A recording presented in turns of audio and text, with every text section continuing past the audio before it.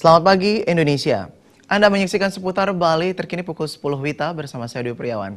Persatuan Wartawan Indonesia PWI Bali menyelenggarakan Sekolah Jurnalis Indonesia SJI untuk Angkatan 1 tingkat dasar bertempat di Badan Diklat Provinsi Bali.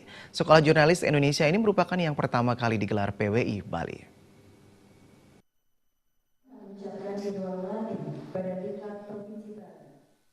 Ketua PWI Bali Dwi Kora Putra mengatakan SJI ini merupakan hal yang sangat diharapkan PWI Bali. SJI pertama kali diselenggarakan di Palembang di tahun 2010 dan sudah diselenggarakan di PWI cabang provinsi lain di Indonesia. Tujuan SJI ini untuk meningkatkan kompetensi wartawan karena di masyarakat kompetensi seorang wartawan harus diakui. Menurut Dwi Kora, di tengah gampangnya mendirikan perusahaan media dan mudahnya orang menjadi wartawan, serta melihat situasi pers saat ini, maka diperlukan wartawan yang berkompetensi di bidangnya melalui Sekolah Jurnalis Indonesia yang diselenggarakan PWI Bali. Sekarang ini dengan gampangnya orang membuat media, dengan mudahnya orang menjadi wartawan, dengan kalang kabutnya situasi pers kita saat ini diperlukan wartawan-wartawan yang memang memiliki kompetensi di bidangnya. Nah, ini adalah salah satu cara kita, cara PWI khususnya, untuk meningkatkan kompetensi wartawan kita. Selain juga menyelenggarakan uji kompetensi. Sementara Kepala Bidang Pendidikan PWI Pusat, Mara Sakti Siregar mengatakan, program SJI ini dikhususkan untuk meningkatkan kompetensi dan profesionalitas wartawan di Bali.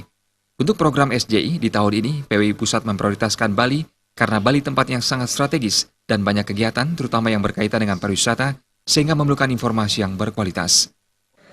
Begitu mendapat kesempatan untuk menyelenggarakan SJI itu, kami prioritaskan Bali. Karena Bali ini salah satu tempat yang sangat strategis, banyak sekali kegiatan di sini, terutama berkaitan dengan para turis ya, para wisatawan yang itu tentu memerlukan informasi yang berkualitas juga.